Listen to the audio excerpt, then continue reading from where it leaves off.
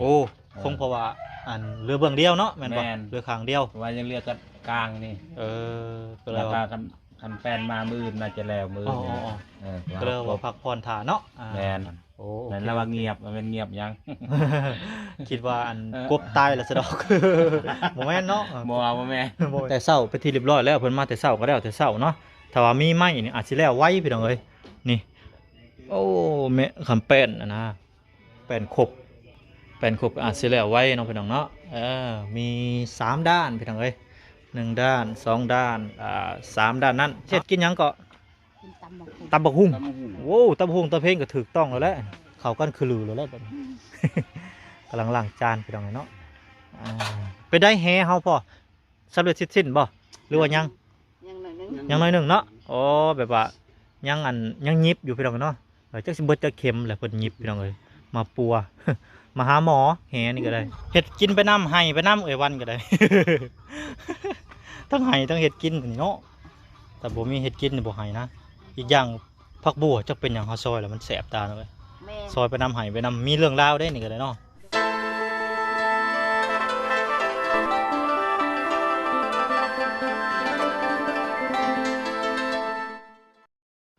น้องพี่น้องตอนนี้ก็หลังจากทางสร้างเนาะแล้วก็ทางครอบครัวไอ้แก้วอาเบยแล้วก็ทางทีมงานได้กินข้าวกินน้ำแล้วไปที่เรียบร้อยบัดนี้ก็เข้ามาอัปเดตเรื่องบ้านเรื่องซองต่อไปน้องเนาะตอนนี้ก็ผ่ามืดคึ้มไปน้องเนาะคือฝนที่ตกบัดสบายดีเด้อพ่อแม่พี่น้อง FC กันเบิดสุขุสุขคนน้องพี่น้องว่าสิอยู่ไกลมื้อนี้ก็มาพบกับบ่น้อยเสียงร้ายคือเก่าคือเดิมพี่น้องเนาะไปสิพี่น้องบ่ว่าอะไรอย่างเข้าไปหาทางครอบครัวไอ้แก้วกันเลยเนาะพี่น้องเอ้ยตัวมาบัดนี้คือเงียบคือเงาแท้บัดนี้เนาะเข้ามาสุดนี่จะได้สร้างสบายดีสบายทั้งนอนเลยลุกนั่งนั่นเลยจะว่าจังหน่อยหนึ่งเนาะเป็นอะไรคือเงียบแล้วบัดกบเฮาบ่ได้เขียดบัดนี้บ่มีแปนแอมแป้นเบิดพอดีแต่พอกบกับเขียดเงียบเนาะคิดว่าฝนเซาตกกันว่ามีแปนกันน่าจะแล้วมื้อนี้คงเพราะว่าอันเรือเบื้องเดียวเนาะแม่นบ่เรือข้างเดียวว่ายังเรือกันกลางนี่ก็เลยว่าคันแฟนมามือน่าจะแล้วมือก็เลยว่าพักผ่อนถ่าเนาะแม่นมีงานเฮ็ดแล้วแม่นล่ะมีแฟนล่ะตัวนี้กับบันไดนี่คันมีเราเฮ็ดต่อเลยแต่ว่าพวกปูนพวกดินทรายยังบ่ทันมานะกำลังสร้างอยู่เนาะรอถ่าก่อนนั่นแล้วว่าเงียบมันเป็นเงียบยัง คิดว่าอันกบตายแล้วซะดอกบ่แม่นเนาะบ่แม่เป็นกบตายบ่มีเครื่องอุปกรณ์กันนั่งลิ้นนี่แหละนั่งลิ้นจะดีก่อนไวดิพี่น้องสร้างเฮาก็ได้เฮ็ดแป๊บเดียวเลยเขาไม่พอทั้งวันแล้วแต่เช้าแล้วเนาะแล้วแต่เช้าแล้วป่านนี้ก็แล้วเรียบร้อยแล้วแม่นละพี่น้องมีแต่มอบไม้ให้เขาเจ้าของโอเครอต่อไปพี่น้องเนาะรอต่อไปบ่ยังดอกเดี๋ยวก็เพิ่นไม่ยังน่ะฝนพักบ่ฝนบ่ตกจักเทื่อเนาะก็เลยว่าตกเอาเองตกเอาเองฝนก็ได้สวัสดีฝนบ่ตกเปล่าห้องฝนเองงามเลยพี่น้องเอ้ยพักอีตู้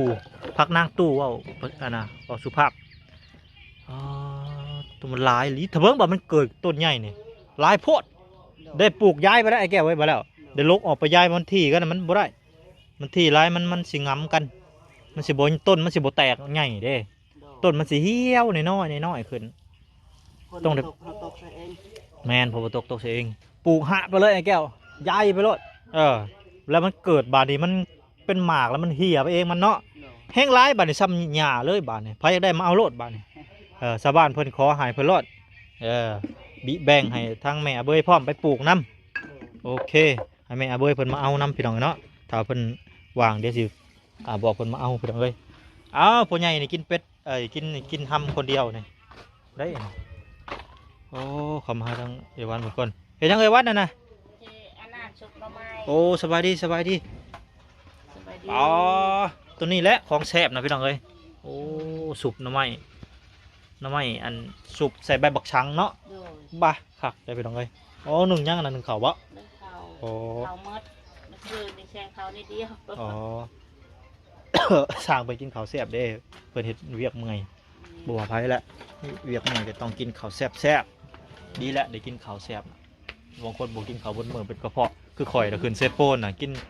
ข้าวมื้อละเทื่อสองเทื่อโอ้ยเป็นกระเพาะแหละพี่น้องเอ้ยบ่ดีเด้อบ่กินข้าวหลายนี่ก็ได้ เออบ่ได้มาแต่ว่าอันบ่อยากแล้วก็ประหยัดงบหอยบ่แม่นแนวได้ยังสิเบิดกว่าเก่าแล้วไปโรงหมอบัดนี้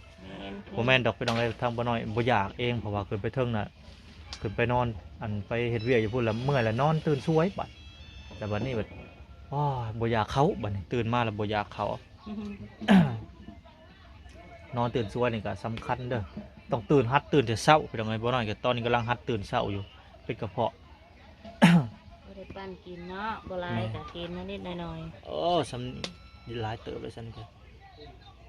ยังแต่น้ำไม้ชมแล้วบัดนี้เนาะ ๆโดยที่ อ่า ไปหาเฮ็ดใส่น้ำมันส้มแล้วบัดนี้น้ำมันออกแล้ว แม่นน้ำไม้ชม มาแกงใส่ปูใส่ปลา แม่น ใส่กบใส่ละหวกโอ้แซ่บ โอ้คักแล้ว แกงใส่ละห แก วก งส เนาะ ปาตะกี้ข้อยก็บ่ได้มักได้เหม็นว่ะ พออีแม่เฮ็ดไปเฮ็ดมากินตำเราบ่มันเป็นอะไรอยู่กินไปกินมาบ่ติดน้ำไม้ชมนั่นเด้อมักทุเรียนคือกันได้โอ้จะสิเป็นลมเหม็นแห้ง เบิ้งว่าหมักลองเลยอันนี้ก็มีแต่หมักลองก่อนแนวใดที่บ่เคยกินโอ้ดื้อกินคือยังข่อย เออดื้อกินบาดเดี๋ยวติดบาดเดี๋ยวมันหวาน เนาะ ๆ ฮะ ฮะ ได้ต้นไอ้นั่นเด้ ต้นหยังก็ ต้นอันนั้นผักคะต้นชะอม อ๋อ แม่นมาปลูกโอ้งามขนาด เขาเห็นก็จะปลูกเนี่ยบางคนก็ตายบางคนก็ปลูกหญ้าบางคนก็ปลูกหน่อยจะก็ปลูกนี่เลยบ่ได้ เอา ศึก นั่น ษา ตั เบิ่ ด ง เอาอันนั้นมันเด้งามันน่ะ อ๋อเขาเห็นในเฮือนเผ็ดคือมีอยู่เฮือนซอเผ็ดอันพรน่ะเด้ บ่ บอนอเบอร์อยู่นะคือเห็นอยู่ได้ถ้ามีเวลาเขาไปตัดเอากิ่งมันออกมา แม่นตัดโอ้แม่นอะไรมีเนี่ย มีบอนอเบอร์อยู่หั่นเด้ แม่นคอยก็เห็นอยู่มือนั้น อ่า เขา ต้น ไป ต้นใหญ่ทำมันอยู่ปลายกูได้ ต้น อยู่ อัน ปลาย นั้น กู ตัดเอางามัน ตัดเอางามัน ปลูกมันเกิด แม่นละ ไม่ใช่แกงใหม่ยำอันนั้นเนาะ แม่น เดือน4เดือน5 แซ่บเลยวางจบแล้วแกเมื่อกี้นี่จะใส่ปลาคาจะไปเอาใช่ซะจะแกจะเถื่อใส่ปลาคาอยู่ บ่ บ่เคยบ่มีเนาะ บ่มี เออ อยู่แค่นี้บ่มียังบ่ บ่มี เคยแกงไปเลย แถวหมู่บ้านก็บ่มีเนาะบ่จังได๋บ่มีเลย บ่ได้เข้าไปข้างในบ้านจักเขามีจักบ่ยังบ่ได้เข้าไปอยู่เด้ อืม เลยสิพอแล้วหลายๆเลย อืมหลายเติมแล้วนี่ก็ได้ ใส่หนังหมู ใส่หยังก็ ใส่หนังหมู โอ้ใส่น้ำหมูโอเคจัดไปพี่น้องเลยหากิน ไปล้างแล้วก็ต้มแล้วก็ยองน้ำจะนางใส่ แม่นอาหารธรรมชาติพี่น้องโอ้สุดยอด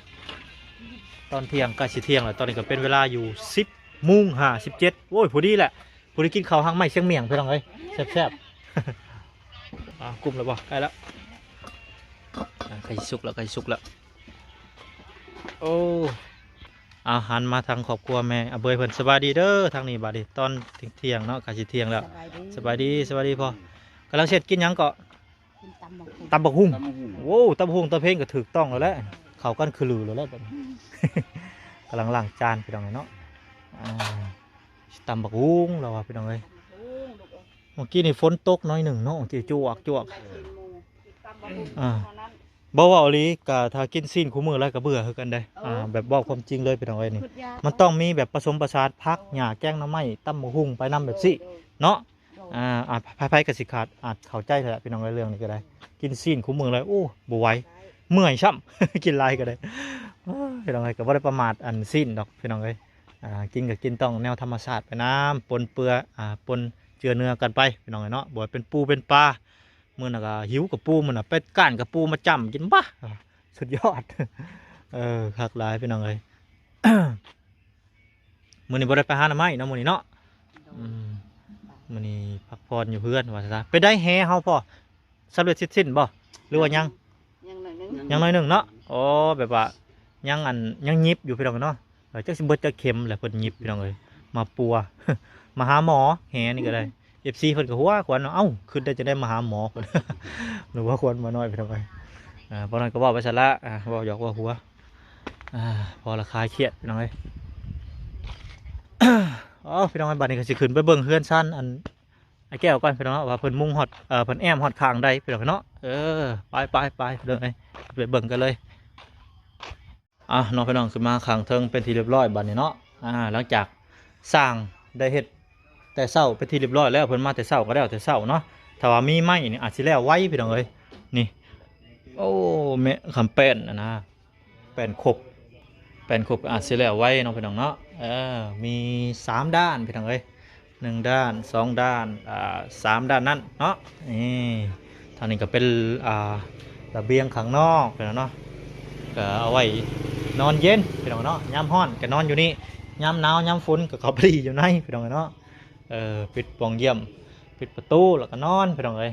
ทางเทิงก็สิเป็นช่องลมเนาะลมปลิวเข้ามาพอได้หายอากาศไปอัดไฟในทุกบ่ได้เด้อเนาะพี่น้องเนาะอัดเบิดนี่ก็ หายใจบ่ออกนอนหลับเลยบ่ตื่นห่วยบ่แม่นแนวเลยได้นี่เนาะ พี่น้องเอ้ยบ่อนี่ก็คักอยู่ไว้ หอยนั่นหอยนี่ใส่ลูกติ่งบางทีเนาะพี่น้องบางทีบ่ล่ะคือสิทาสีบ่หรือว่าจังไดเนาะอาสิทาสีพี่น้องเนาะเป็นกับอันระเบียงอันลูกติ่งแหละพี่น้องเนาะ พี่น้องมาทาทั้งไอ้แก้วเนาะบัดนี้สิไปใช้ไอ้แก้ว ไปซื้อสี สูสีบ่ โดย อ๋อสีมาทาเฮือนนี่ โดย ทาแป้นทาลูกติ่งบ่ โดย ครับให้มาเฮือนเนาะ โดย ก็บ่ฮู้ว่าสีหยังมักสีหยัง สีคือปันลมและสียังสีแดงๆนี่แหละ สีปลาลมเนาะสีแบบสีตับหมูบ่รู้ได้ก็บ่ฮู้กันเนาะผู้ที่สีแบบอันนั้นเลยเนาะปลาลมเลยเนาะ โดย โอเคจักปองเนาะบ่ล่ะเพิ่นว่าจักปองเพิ่นน่ะประมาณ จัก สร้างเพิ่นว่าจักปองก่อนเมื่อกี้นี่ฮะ ห้า 5ปองเนาะ โดย โอเคเดี๋ยวถ้าลองเบิ่งพี่น้องว่ามันสิเบิดจักปองกันแน่เนาะ โดย คร่าวๆเบิ่งว่า5ปองพี่น้องเนาะก็บ่ฮู้ว่าราคาเท่าใดเดียวบัดทางบ่ล่ะมากับสร้างมาก็จริงอัปเดตมาอีกเทื่อนึงเนาะแก้วเนาะผู้ดีแหละมาผู้ดีกินข้าวกินน้ำพี่น้องตอนนี้กำลังวันกำลังเฮ็ดซุปอันน้ำไม้พี่น้องเนาะโดยไปซะเดี๋ยวให้ทางไอ้แก้วกับสร้างเดินทางก่อนเด้อบัดนี้เด้อโดยเดี๋ยวรอถ่ายอยู่พี่แหละพี่น้องเอ้ยมาพี่น้องบาดนี้บดยีนางพี่น้องเนาะบ่ได้เอาบ่มีเครื่องบดดอกเอาบ่มือบดเอาเนาะจังซี่แหละแซ่บดีพี่น้องเอ้ยนัวดีโอ้ยข้าวพ่อข้าวแม่ก็แบบนี้แหละคอยกับเมียแกงให้กินกับแบบนี้แหละใครสิพี่บ่าเอาบดเอามันบ่แซ่บบดเอานะ เอาแบบธรรมชาติลูกทุ่งพี่น้องเอ้ยข้าวพ่อข้าวแม่แกงให้กินกับทีแรกใหญ่ย่างขี้มือนี่แหละพี่น้องเอ้ยบอกไปตรงๆเลยพี่น้อง เขาให้กินเนาะ กูจักขี้มือขี้แขวเอาว่าตรงๆเลยพี่น้องเอ้ยใหญ่น้ำพ่อน้ำแม่นี่แหละผมข้าวตะกี้สิมีนมปองนมแป้งไปยังเนาะ แม่น ข้าวบูฮานตะกี้พี่น้องบนมีข้าวซีล็อกซีเล็กดอก มีติ ข้าวในติ๊บนี่แหละ แม่ยำเขาให้กิน ยำข้าวให้กินประมาณนั้นแหละพี่น้องเอ้ยใหญ่น้ำลมน้ำแรงอยู่ป่าอยู่ดงไปเลยบ่น้อยก็ได้บ่ได้ใหญ่น้ำอันแถวอันในบ้านในหรือดอกใหญ่อยู่ไห้อยู่หน้านี่แหละบ่น้อยก็ได้เป็นคนธรรมดานี่แหละหากบหาเขียดหากระปูหาหน้ำไม้หน้าตอกโอ้ยมวนพี่น้องเอ้ย เอามาเปิดโลกกว้างเหตุทุกสิ่งทุกอย่างไปหน่อยเนาะ ต้มสนามยานางให้มันโบกใส่ข้าวคั่วกับไปนิดนึงหอม จำเลยพี่น้องเอ้ย ไปมาสั่งกับมีเลยเหรอ ใช่แถวใดกูหมกสัง อันเด้ฮะต้นบักใหญ่อีกทางหัว โอ้ตังหัวเอาเว้ยคุณบ่ดีละเครื่องมือเครื่องหอมก็ครบพี่น้องเอ้ยใบอันตัวอีตูใหญ่กับปั้นให้ทั้งแม่เอาไว้เพิ่นไปกะแล้วมันทั้งนั้นเนาะลกให้เป็นลกเอาไว้อยู่นี่บ่ไว้แล้วมันร้ายเกินเลย หลายโพดหาแปะ ว่ามันดอกจะเนาะมันหล่น แม่น สิเอา เฮ้ย30เอาบาทแม่นปลูกต้นกล้วยกับปลูกเส้นน้ำไหลพอดีเลยงามแต่ต้นกล้วยสุกเขียวแห้งคักแม่งมักเปื้อนหมอนะ แม่น อันนี้เดี๋ยวมันก็เป็นสวน มันมักในน้ำเด้ มักน้ำเปื้อน ไปเดี๋ยวตามขั้นตอนต่อไปพี่น้องเอ้ยบาทต้มน้ำมันให้จืดก่อน ใส่น้ำยานางกับเคี่ยวใส่นางหมูบัดนี้ ใส่หยังกับโบเสียทอดยานาง แม่น ใส่น้ำมันอื่นกับโบเสีย โอ้ยฮ้อน ทั้งห่อนทั้งควันทั้งเอาเนี่ยเอ้า ผู้ใดเป็นครัวเนี่ยบ้าเป็นวินผู้ใดเป็นวินหามเป็นเด็ดขาดหัวซุปลงหม้อเรียบร้อย ไม่ได้ต้มหัวให้กันกินอีกแล้วนี่เนาะโอ้เลยขึ้นสภาพไปแล้วเลยผู้ใดเป็นคมดันคมวินอย่าเฮ็ดเด็ดขาดในครัวนี่ แม่นี่หั่นแล้วมันฮ้อนเนาะ ทั้งห่อนทั้งเป็นวิน ต้องอยู่2-3คนเด้บ่ได้เห็นอีหลีได้หัวซุบลงหม้อก็เรียบร้อยแล้ว หัวจุ่มลงหม้อเนี่ยอ้าวโกยบ่ได้ขึ้นสภาพพี่น้องเอ้ย ฮ้อน ทั้งควันพร้อม ควัน ควันกับควันหากคอยคิดว่าเฮ็ดไฟหนึ่งเขาใส่ไฟผ้ากับไฟนี่คอยว่าไฟนี่ละหอมคอยว่า แมน เฮ็ดกินเฮ็ดอยู่กับไฟธรรมชาติเฮาหอมเลยพี่น้องเอ้ย มุก ฟ้ามันน้ำชุบ นานชุกก็แม่นมันบ่หอม ทางไม้ เละเอาต้มก็ต้มนั่นต้มนี่แกงนั่นแกงนี่แกงใส่หม้อกับหม้อไฟฟ้ากับหม้อนี่คอยว่าหม้อนี่น่ะหอมแซ่บ แม่นอันนี้มันทันใจเด้ อ่า ให้ลูกจัดพื้นขึ้นมาแป๊บเดียวได้กินแล้ว แม่นอยู่ไฟฟ้ามันสะดวกมันบ่ควันแต่ว่ามันคุณภาพมันบ่หลาย โอ้ ไฟฟ้ามันเสี่ยงหลายอย่างช็อตบ่หรือว่าจังไดเหมาะสำหรับอยู่ในเมืองนะไฟฟ้า บ่ ดังไฟนั่นแหละครับ มันก็สะดวกไปสะดวกล่าวแหละแต่ว่าคุณภาพนี่ก็ตัวนี้แซ่บบ่น้อยคิดว่าตรงๆเลยไปน้องไอ้แม่นเฮ็ดหยังก็แซ่บมุกเท่าจี้ซีนจี้หนัง ใส่นี่ปิ้งนั่นปิ้งนี่ปิ้งทานไปปิ้งใส่เตาไฟฟ้าโอ้ยจักเป็นอะไรบ่หอม ตักน้ำก่อน น้องพี่น้องก็คือว่าความสะดวกสบาย แต่ว่ามีประโยชน์นิดนึงไฟฟ้าก็ได้พี่น้องมันอยู่ในตัวเมืองเนาะเฮาบ่สามารถดังไฟได้เพราะว่ามันเป็นมลพิษพี่น้องอยู่ในเมืองเนาะบ่คืออยู่บ้านนอกพี่น้องเอ้ยบ้านนอกเฮานี่สามารถดังได้บ่จำเป็นต้องใช้ไฟฟ้าอยู่ในเมืองนี่จำเป็นอีหลีพี่น้องต้องใช้ไฟฟ้า แม่นเลยเนาะ มันก็คนละประเด็นพี่น้องเอ้ยมีประโยชน์คนละแนวมีประโยชน์เบิดนั่นแหละแต่ว่าเรื่องแซ่บหรือเรื่องนัวนี่คือว่าตัวนี้ บ่น้อยคิดว่าพี่น้องให้เข้าใจตรงกันเนาะบัดนี้ป้าตัวมีหยังไม่กระด้ามกินน้ำบ่นะ ไม่กระด้างก็กินน้ กินน้ำถึงหมดถึงอันนี้กินหมดละ ำกินหมดเลยเนาะ ปวดต้นนั้นเอาไว้แล้วมันอันนั้นไว้ละ เขาเป็นยังตึมลงสู่เวทีแล้วไปตรงบ้าน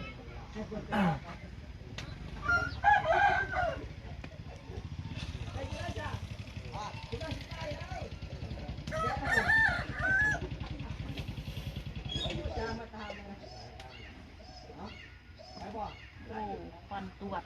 คนเขาก็เรียกหอม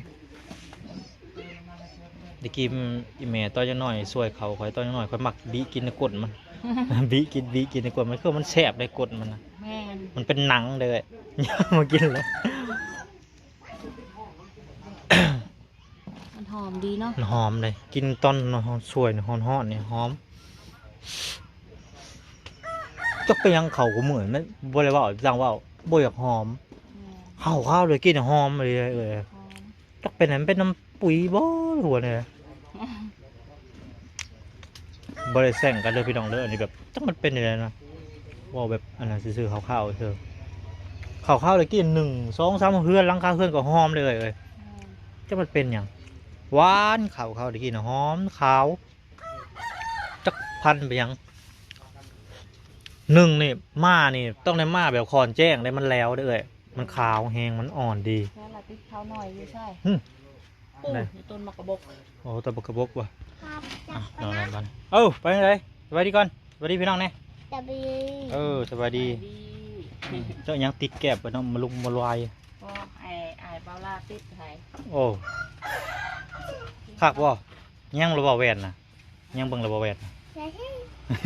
กินกับมะเขือเนี่ยอู้เข้ากันใช่ไหม ยาดีกระเพาะ เดี๋ยวดีกระเพาะ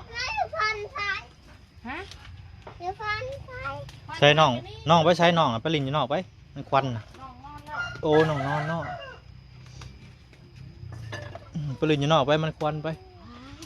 ควันหลายตอนนี้กำลังขัวข้าวขัวเนาะพี่น้องโอ้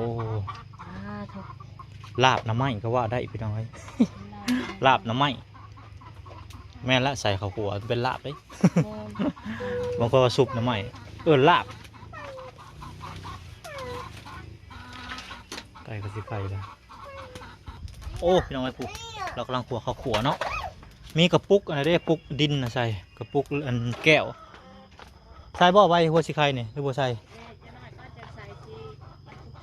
อ๋อคอยเก็ตเด็กคอยสิเด็ดให้เด้อเด็ดให้เท่าละอันน้อยหนึง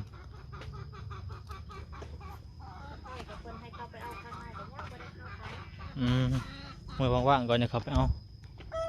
ใส่น้อยสำนี่ก็หอมอยู่ดอกไปดอกไม้พอใบสีไข่มันหอมแห้ง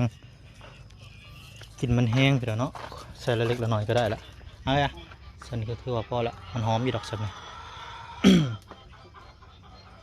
ว้าว ความ เห็ดกินไปน้ำไห้ไปน้ำวันก็ได้ ทั้งไห้ทั้งเห็ดกินนี่เนาะแต่บ่มีเห็ดกินนี่บ่ไห้นะอีกอย่างผักบัวจะเป็นอย่างข้าวซอยแล้วมันแสบตาเลย แม่ ซอยไปน้ำไห้ไปน้ำมีเรื่องราวได้นี่ก็ได้เนาะ โดย มีอันอย่างกับเพื่อนเอิญนิทานหรือว่าวรรณคดีกับเพื่อนเอิญมีนิทานเด้มีนิทานเราเรื่องเราได้อันหัวผักบัวนี่ก็ได้ ซอยแล้วมันแซ่บ แสบตาแสบหูแสบตาออกมา ไท เนาะ ยเลยแล้ว พดระเบาะนี่ พดแล้วพดบวกเลย ว้าว ต้มให้มันจืดแล้วก็ ต้มจืดก่อนเนาะรอสักพักก่อนพี่น้องเนาะ กันซุปซะหน่อย อืม อีกทีนึง โดยสักพี่น้องพักผ่อนก่อนตอนนี้เพราะว่าไปพักอันนี้ก่อนทั้งไห้ทั้งห้อง คอยไทยแล้วตอนนี้ ไปวันก็ไห้คอยกระสิไห้ตามได้บัดนี้ ไปพักผ่อนก่อนพี่น้องไปกินน้ำกินในก่อนโดยไปสักพี่น้องพอแล้วพบกันอีพีหน้าตอนวันเป็นเห็ดอยู่เห็ดกินเน้องพี่น้องเนาะสำหรับเกมนี้ก็ขอกล่าวคำว่าสบายดีพี่น้องสบายดี